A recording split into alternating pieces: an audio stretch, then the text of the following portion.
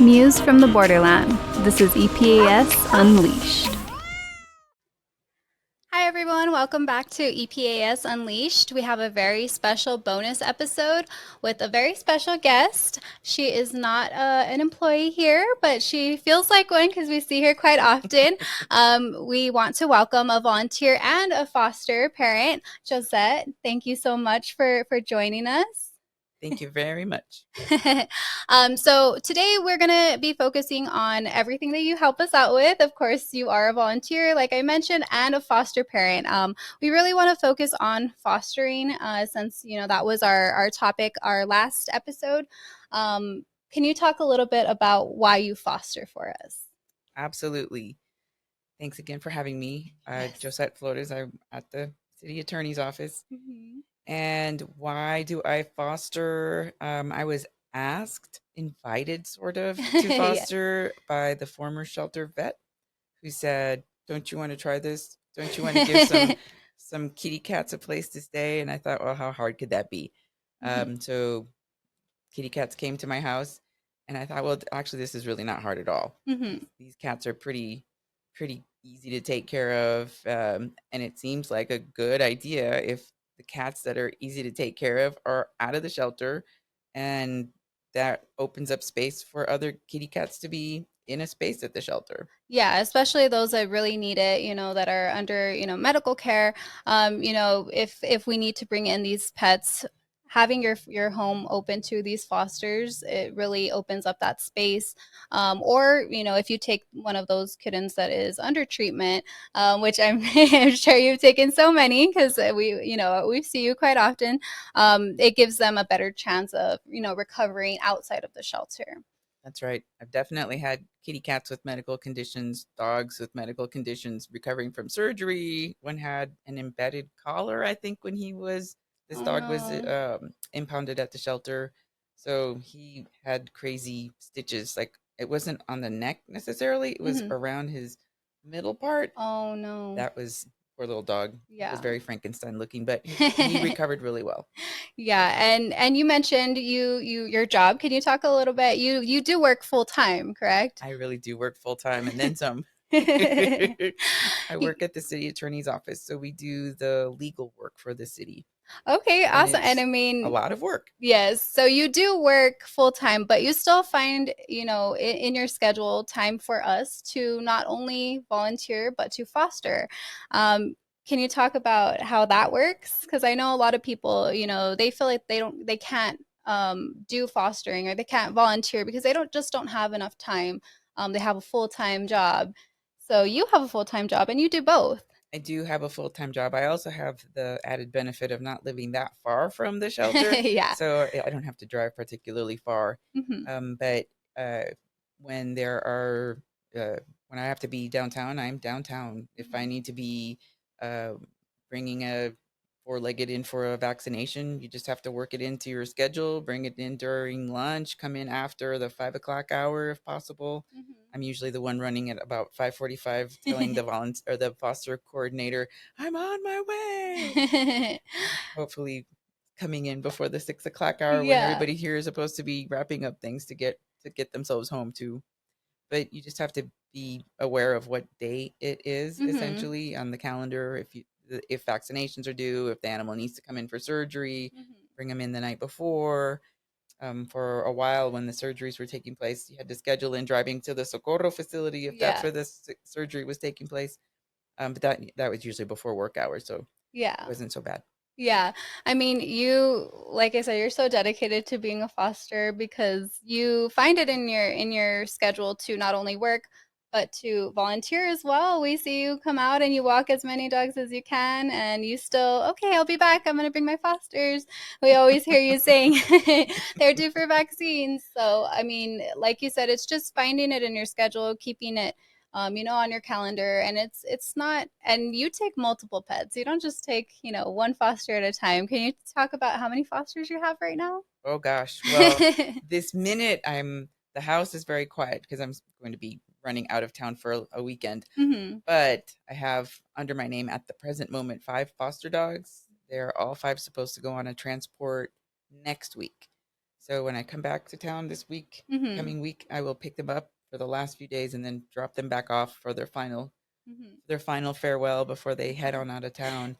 And I have one foster feline family under my name also. They're currently at my mom's house. Oh, okay, okay, yeah, and I mean, having help from, family and friends, to support your choice to foster is always something an option for people, like you said, you're going out of town, finding somebody to watch out over your fosters, we're completely fine with that as long as the pet is being taken care of and coming in for their vaccines and any medical concerns that they have. So, it's just all about communication and Right, keeping it in your schedule. right. You talked about the fostering for the flights, the transport flights. Can you speak a little bit about that? Because of course these fosters already are spoken for. They're going out on a transport. So can you speak a little bit about how that is? Yes. So I will generally look at the website and see Mm-hmm. if there are any dogs that might look like candidates for a transport, or Mm-hmm.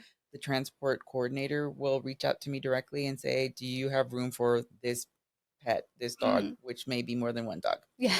So I just tell her yes, or generally yes. Mm-hmm. Yeah. I can't think of a time when I've told her no.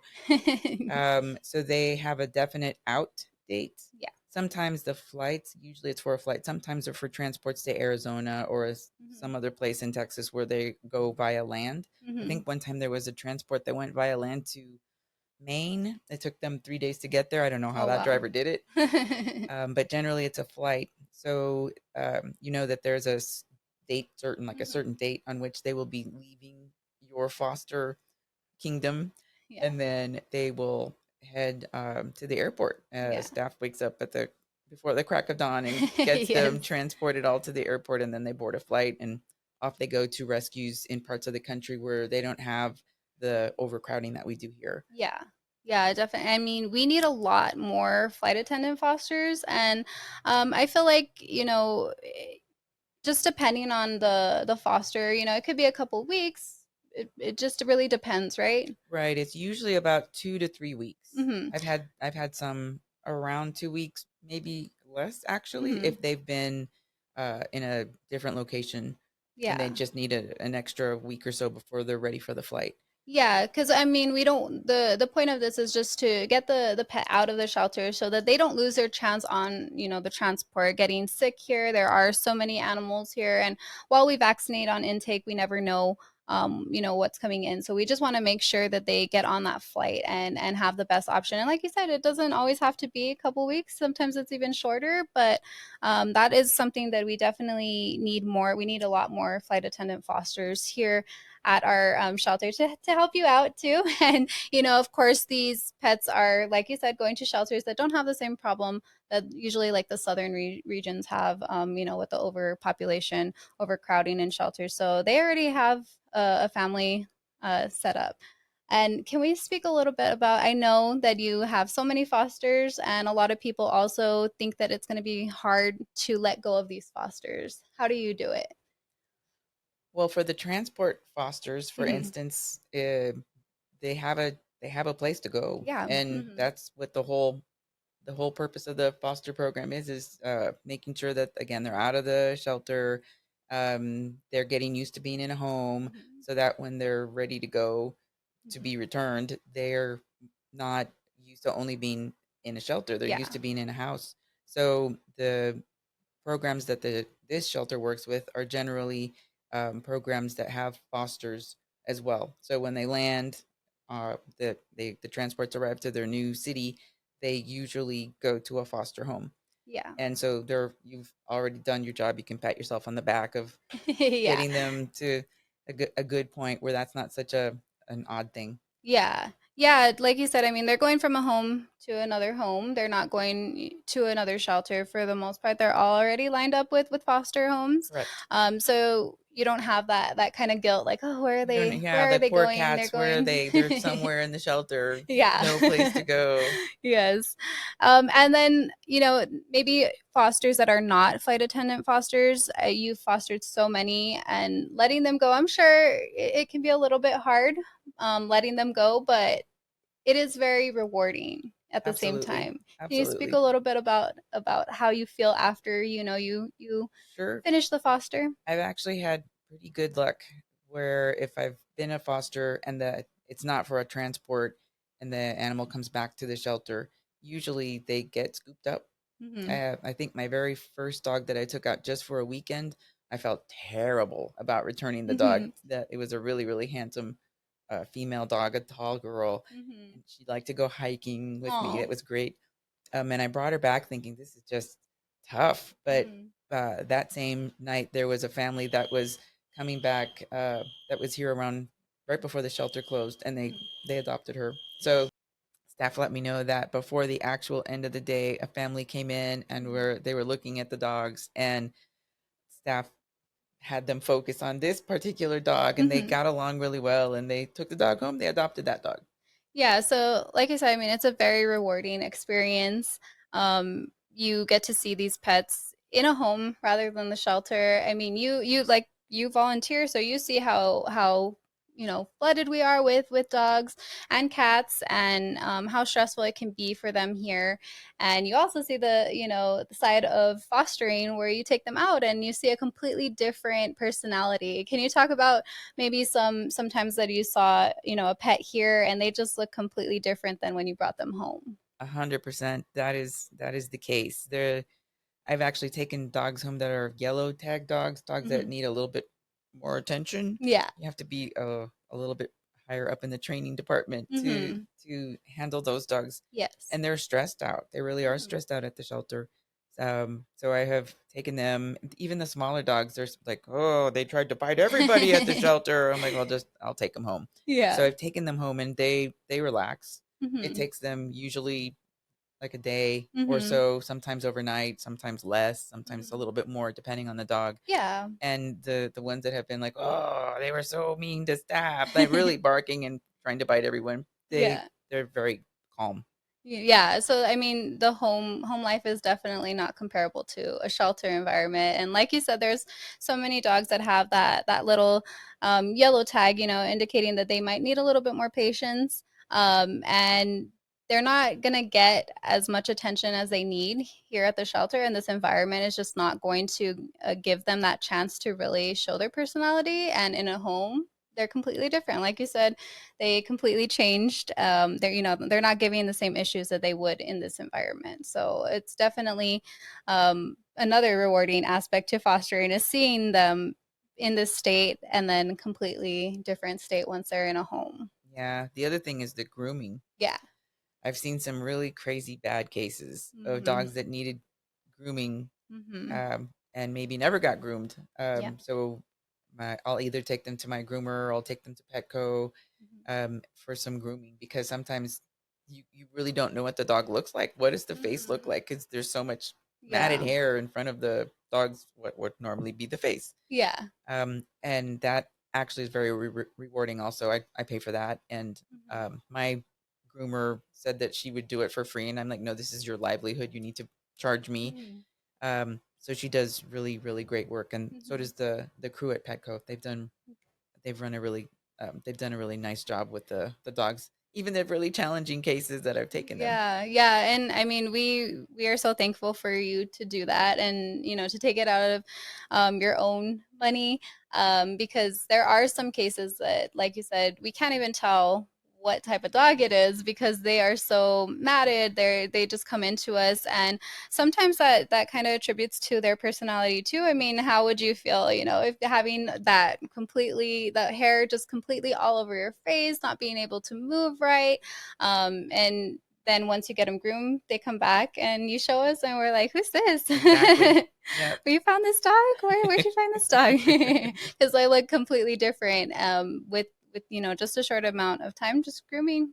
And it's really important here in El Paso because we do see a lot of pets that come in and they definitely, like you said, maybe have never even been groomed before, and just upkeeping them is gonna is just part of owning a pet. So definitely thank you so much for doing that because you definitely have helped so many dogs that come into us severely matted and needing that grooming. So we thank you for that.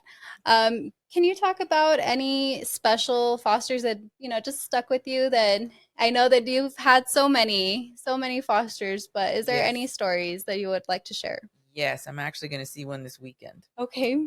There was a you all have received migrant dogs, dogs Mm-hmm. that have been accompanying the migrants, Mm-hmm. and they come from far away. Mm-hmm. So one of them was here at the shelter, a small, like a mini poodle, Mm-hmm.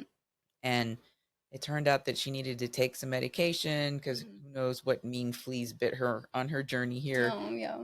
over long distances. Mm-hmm. So she had a really tough time health wise. So I thought she was not actually going to make it. There was a Mm-hmm. point where I'm like, well, I think I'm probably saying goodbye to this poor dog. She had a Mm-hmm. really terrible upper respiratory issue, but a friend of mine brought some bone broth, and I started Mm-hmm. giving her bone broth through a syringe. I'm like, little dog, you're gonna have this, and you're gonna turn it around.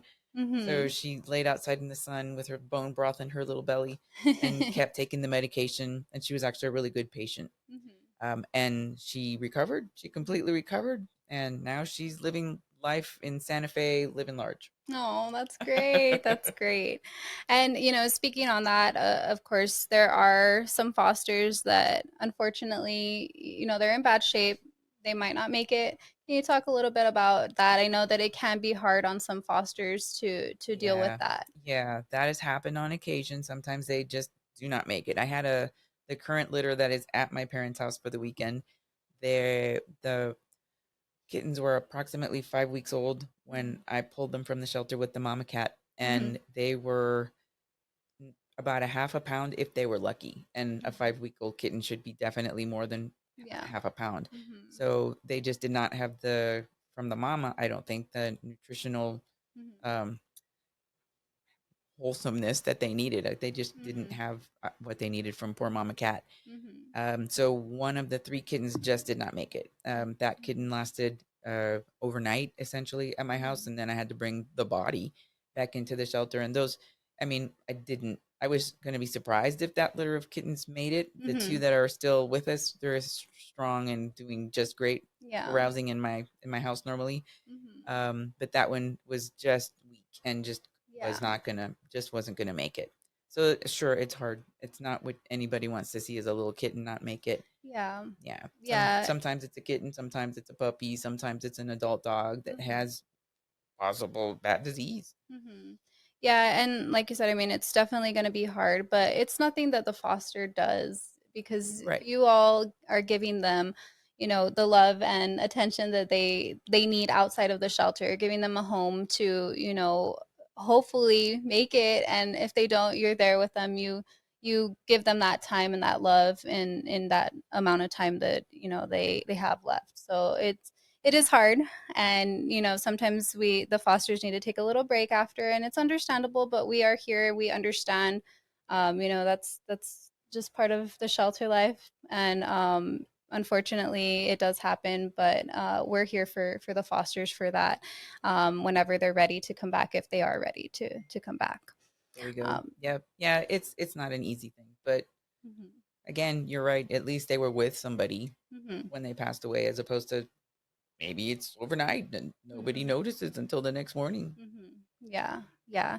Um, and then also, of course, you have fostered both dogs and kittens. Do you know about the amount of fosters that you have had? Not the specific number, but I think it's over 300. Oh wow, that's crazy. That's a lot of fosters. That's a lot of fosters. Pets that you have helped find a home and help us learn their personality. I'm sure that when you drop them off after your foster period, you give all as much information as you can about these pets. And how important is that to I mean, we spoke about how different shelter life is for a pet than home life. Can you talk about how important it is for the fosters to, even if they can't continue that foster contract after the 2 weeks, to give us as much information as they have on the pet to help us get them adopted? It's actually really helpful, I think, Mm-hmm. because if they're going, for instance, to another rescue, the rescue will Mm-hmm. have the information that they need in order to give information to their client base. Yeah. Here at the shelter, at least there, I know that more recently there have been signs on in the kennel, the outside Mhm. kennel area, so the public can read like what Yeah. qualities the dog possesses, Mhm. if they're high energy, if Mhm. they're more calm, if they know certain commands, because some people are very big on commands. Mhm. Yeah. So if the dog knows how to sit and shake and all of that type, Yeah. people like to know They that like type of that. a thing. Yeah. Yes. Mhm. And the same with the cats. Mhm. Some cats are kind of crazy, Yes. and some of them are just like, I don't know. I'm just here in the office managing your office lady. Yeah. Get to work. Yeah, definitely. So, it's very beneficial just fostering in general. Is there anything else that you want to say about fostering to hopefully encourage some more people to come out and foster 300 pets like you have?